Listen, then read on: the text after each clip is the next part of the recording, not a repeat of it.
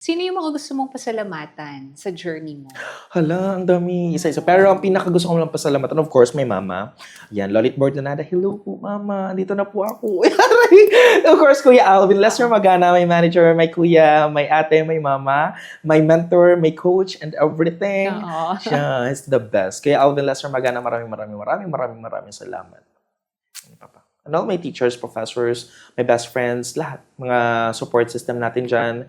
Hello, thank you so much po sa inyong lahat. At sa lahat ng mga naging supporters mo, mga naging clients. Yes, sa mga clients ko po pala, maraming salamat po. Kasi naging regular tayo. Correct. Parang every year na Tsaka, lang, ikaw na lang mape-pressure. Ano pa bang ilalagay mo? So, kailangan mo na naman mag-put up ng something na iba. Oo. Innovation na naman ang kailangan mong gawin. Kasi yung ganyang, pag ganyan yung field mo, through word of mouth eh.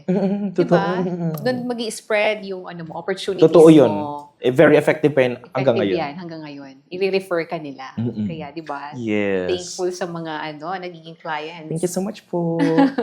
Baka gusto mo silang i-invite? Where do you where can we reach you? Social medias? Do you have official Facebook page? Yes. Please Alright. do invite them. So once again, this is Quarel Marfil Bortinada, my official Facebook account, and I also have my FB page, Quarel, your host buddy, and I am under the only